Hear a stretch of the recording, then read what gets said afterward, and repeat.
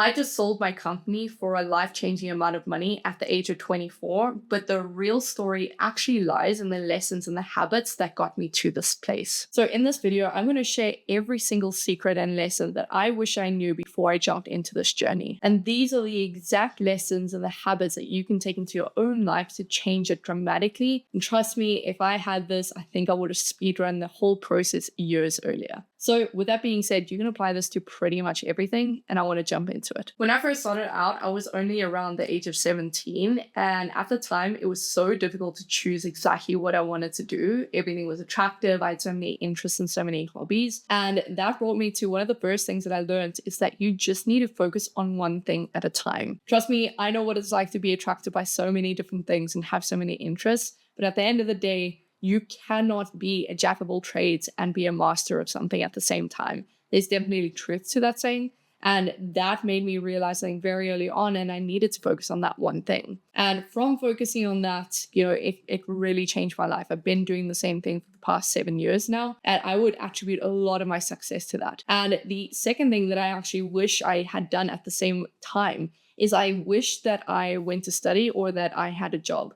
Now, a lot of people will probably say that the fact that I didn't have either of those things is a good thing and probably why I am where I am at such a young age. But I actually slightly disagree. I think I was at a disadvantage where I was not able to learn skills that other peers are learning and have learned from their time, like time management, things like that. I think it's very rare for people to walk away without any experience and do what I've done. I don't think that it's necessarily normal, especially because I starved myself of having some expertise. I starved myself of having colleagues, of having a network.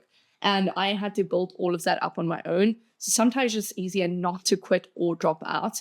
And it's usually not the best option depending on what you want to go into. Now, funny enough, around this time is when I was the brokest and the lowest that I've ever been. Another video about this on my channel where I talk about how I pretty much came from nothing and we lost our house at some point. So I never came from money. But what I learned is that I could be the author of my own story. And it's very difficult to teach yourself that when you're in such a dark place, but you do not have to be where you came from.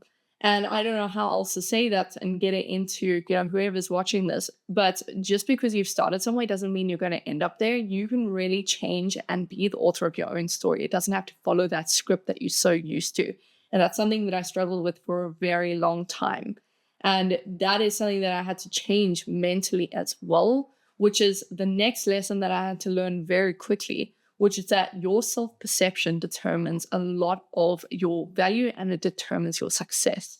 So that self-perception is the single most important thing that you're going to change in your life. And I know for me, it was the single most important thing that I changed. Again, when you have these images of being a broken person or being a depressed person, you naturally encompass those habits that are aligned with that kind of person. Whereas if you genuinely believe that you're destined for success or you are a successful person, you are then in contradiction of that person by having those traits of waking up late, of being depressed, of not making progress in your life.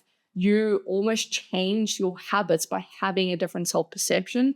And that is something inadvertently I started doing a lot with my life, and I still do to this day. This is not the final version of me that I want to become. So I'm constantly looking at the habits and the version of me that I do want to become. And I try to change that self-perception instead. So trust me, I get it. I know what it's like to come from a dark place or come from a place where you don't have money or you don't have success or you don't know what's possible. But you need to change that self-perception. And as soon as you do that, opportunities are going to flow your way because it's contradictory of the universe not to give you those opportunities as that person who identifies as that successful being or that great being or that athlete or whatever it is. And that pretty much aligns with the next lesson that I learned along the way, which is that I have to constantly be a student. Being a student is the single most important thing that you're going to do. Is you need to put your ego aside and understand that the more that you know, the less that you know. And it's funny because every single day when I research new things or I figure something out or that one thing clicks and I realize I've been doing something wrong the whole time, the more perspective it gives me into how little I actually know. And that encourages me to constantly be a student and challenge my ego and challenge my self-perception and constantly grow.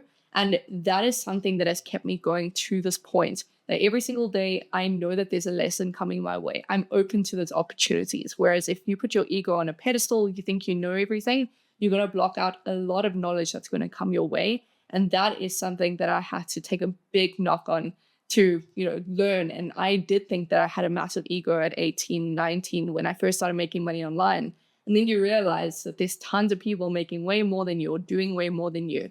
And the best way to get to that point is to understand that you know nothing and you need to learn from them how they're doing it. Now, once I started to actually learn exactly what to do, the next challenge for me was figuring out that I needed to control my emotions before I control anything in the workplace. And this was a tough lesson to learn because I was very emotional. I had anger issues. I was carrying a lot of burdens from my past that I didn't realize I was carrying through. And I thought that I could separate the two. I thought I could be this emotional person and also control my work environment. And I couldn't have been more incorrect. Very early on, when I started my company and I was hiring my first employees, one of the challenges I had is that I was a tyrant in the workplace. I thought that's what I had to do, but I didn't realize that it was a projection of those undealt with emotions, those emotions that I never unpacked. And it was coming out in the workplace and it was breeding a horrible culture. To this day, I still owe an apology to some of the employees I had early on. Hopefully I'll have that opportunity one day, but again, it takes a realization that you need to control your emotions first. Once I started going to therapy and once I started to realize that I needed to control that, that's where my workplace changed. And one of the things that I realized was a big lesson in this process is that nothing is personal. I don't know how many times I can repeat this to get into someone's head. And I try to tell my friends this, I try to teach my family this as well. Nothing is personal.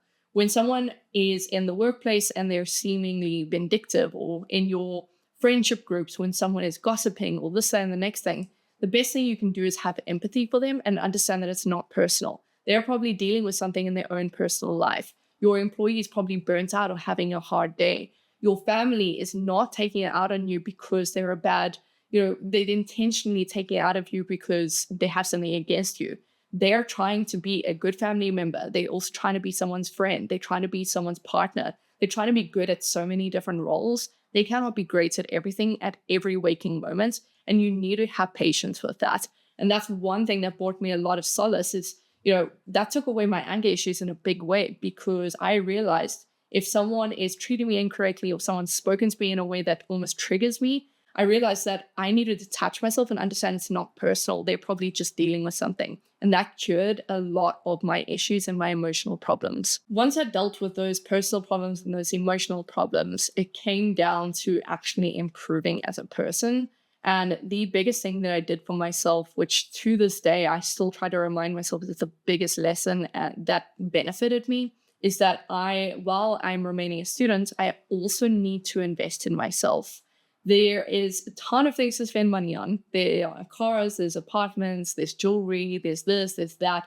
And trust me, I've been there, I've done that, but nothing has improved my life way more than investing in myself, investing in my education, increasing my skill level, however you might see fit. This is the best thing that you can do for yourself. And it's actually why I have a free community teaching people how to make an online income, because at the end of the day, that's the best thing that I did for myself is I learned income skills. I learned how to make an income. I learned skills that I could monetize. And that is something that you need to have down. And you can find anything. It doesn't matter whether you're interested in gardening, whether you're interested in dancing, whether you're interested in business or sales. At the end of the day, you need to invest in yourself and increase those skills so that you can be a higher income individual and eventually earn more because you made that investment so early on. Now, once you have that investment in yourself, and I experienced this myself, once I invested in myself, the issue wasn't necessarily not knowing what to do anymore. The issue was consistency versus motivation. And consistency will always trump motivation day in and day out. I learned this so early on, and it was one of the biggest things that changed my life is I made sure that I had the consistency down so that I didn't rely on motivation. The days that I am sick and tired, I'm doing the exact same things that I'm doing on the days that I'm motivated, I'm happy, I've had a great sales day, whatever it is. I'm doing the exact same routine. I'm doing the same things. I'm still sitting behind my desk. I'm still working. even when I really don't want to. And I have a feeling that that is the single most important thing that I did for myself in my journey to get to where I am right now. It wasn't luck. It wasn't some lucky break. It's because I made my own luck and I worked day in and day out, so much so that I almost increased my luck for myself. And that's what happens when you're consistent. And one thing that I fortunately avoided because I was so hungry for success, which is a lesson that I hope everyone takes away from this, is that planning is the enemy of progress. Now, I did experience this in the very beginning of struggling to figure out what do I want to do, planning until it was perfect, putting together business plans. Look, you do not need a business plan. You don't need a massive plan to make sure that you're comfortable with something. The best time to start is before you're ready. It's as simple as that. You don't need to go ahead and plan everything to the T, A to Z. That is where you're actually trapping yourself into the trap that most people fall into, which is trying to plan until they're ready. You will never be ready. The best time to start is right now before you know everything. And from that, you're going to learn the progress. You're going to learn how to do certain things. You're going to be able to adjust. You're going to be able to figure things out on the fly. And that's where you get your best lessons. And that's where you're going to make the most amount of progress in your life. Once you've started, the best thing that you can do is leverage. You need to leverage people. You need to leverage tools. You need to leverage things. You need to leverage whatever you possibly can. Now, we were told a lie when we were in school. And this I also learned very early on, is that copying is bad. Cheating is bad. And that is not true. In life, everyone is copying everyone. You see it on social media, you see it in business, you see everything. You do not need a unique idea to begin. We're lucky enough that we live in a world of abundance where there are proven models for us to follow. And that's exactly what I did with my business that I've just sold. I didn't come up with some fancy idea or some fancy this or some fancy that. I came up with a concept that was already working. I looked at business models that had already been proven, that there was a blueprint for, that I could literally just copy and paste. And fortunately, we live in the era that we can do that.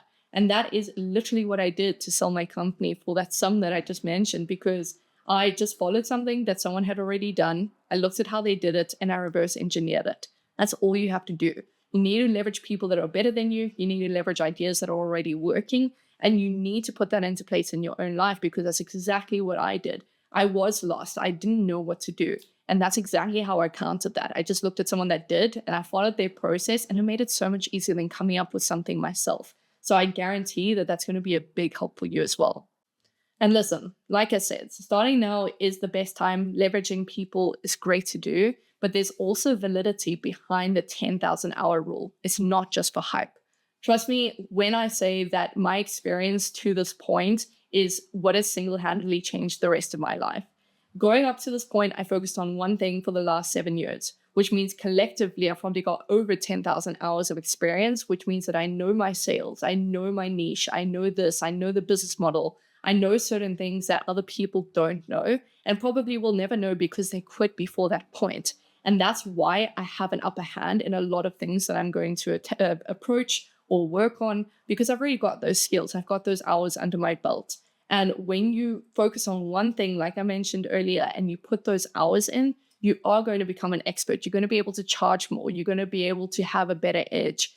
Coming up with unique ideas doesn't come from a random thoughts in the shower most times. If you take a look at anyone, for example, Steve Jobs, the way that Steve Jobs developed and built the best phone in the entire world and one of the best companies that will ever exist is because he studied typography. He didn't study and he didn't focus on selling a phone the whole time, but he focused so intuitively on one thing and put in the hours so that everything combined. And the reason that the typography, contributed to this big company is because it was the design, it was the usability of it that he had the experience with. And that is how he came up with the idea. It wasn't a random thought. It was a combination of those 10,000 hours and understanding unique advantages and unique places in the market to take advantage of it. And that's going to help you in the next phase, because what I have learned is that you're one yes away from changing your life.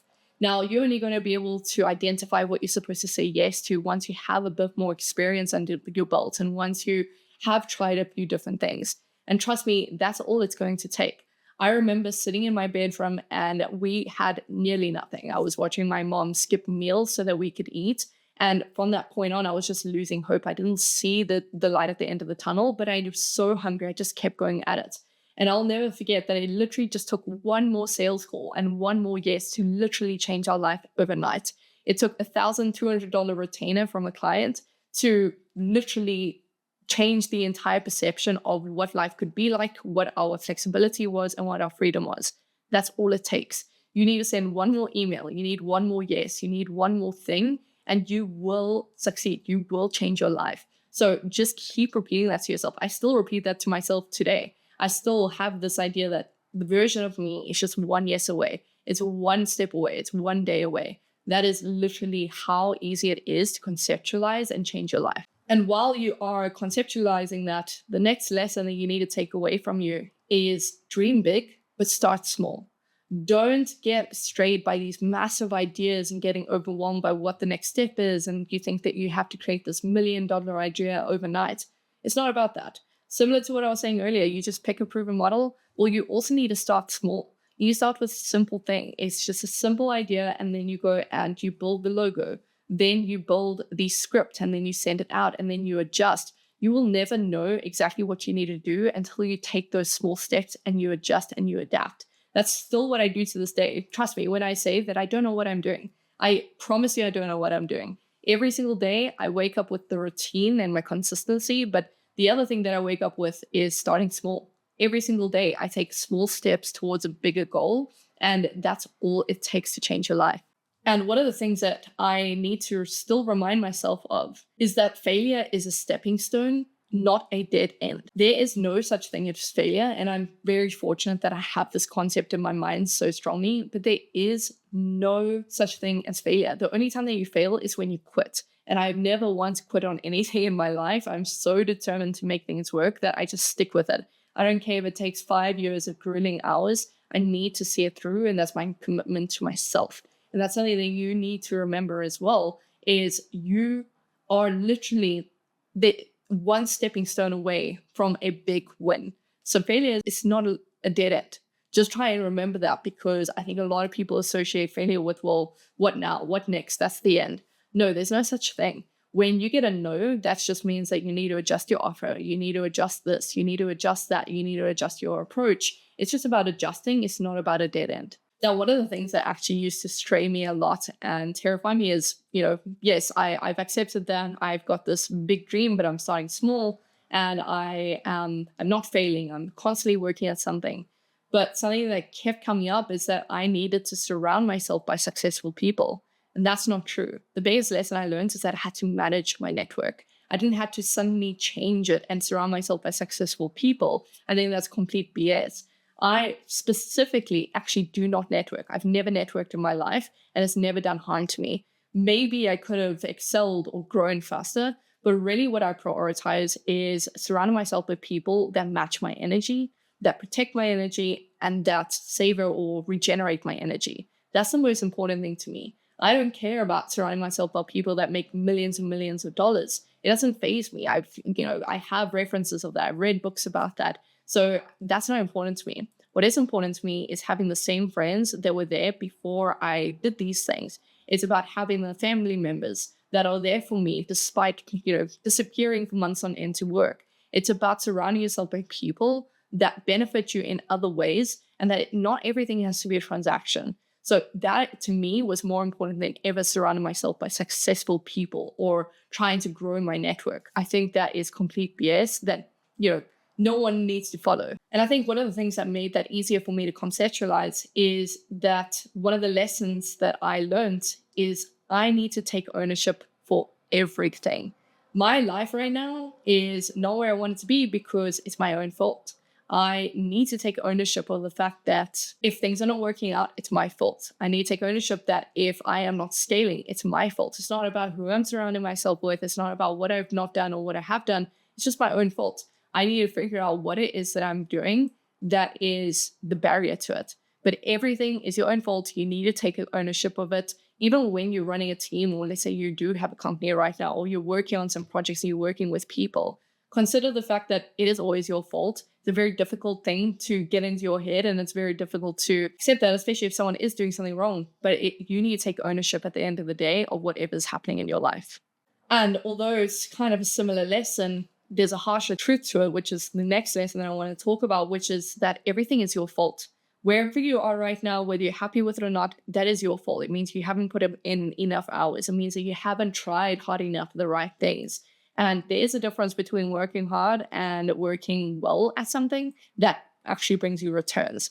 And it's kind of a similar point, right? Everything at the end of the day is your fault. If you're not happy with your life right now, you need to change something. You need to take ownership. You need to change it. You need to accept that it is your fault at the end of the day. But the next thing that you have to remember is you can actually have anything and everything that you want, but there's a price for it.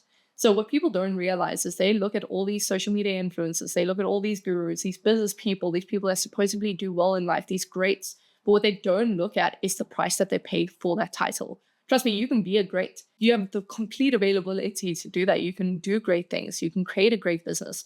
But what people don't see is the price you pay. And the price being that you have to wake up early. You have to have a relationship with God. You have to live morally. You have to go and do the hard things. You have to meditate. You have to sleep early. You have to work late nights sometimes. You have to wake up super early some nights. So it is about paying the price. And no one ever looks at the price that you pay. They look at the title and this idea that they want to become, but no one's ever looking at what you're sacrificing along the way. It is a sacrifice of friendships, a sacrifice of time. It's a sacrifice of making memories of the people that you love. It's a sacrifice of relationships. It's a sacrifice of the things that you enjoy. And trust me, I've given up a lot of things in my life that I would have rather not. But at the end of the day, my goal is so much bigger than those small prices that I have to pay along the way. It's almost a no-brainer. But some people just don't have that in them. But I would recommend that you do look at the price that you have to pay for the things that you want. If you want that gold medal, or you want that title of running a marathon, or you want that ice cream,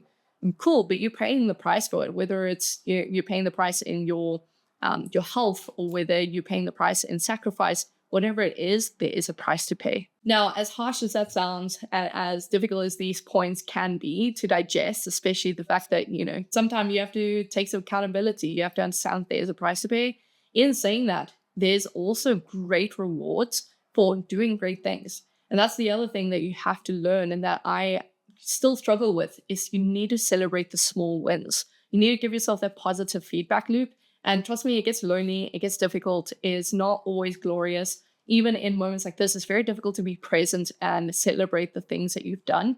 But you need to be more conscious about celebrating those small wins. Sometimes a small win is waking up early consistently for a week. A small win can maybe be praying every day. A small win can be meditating because you haven't meditated for a while.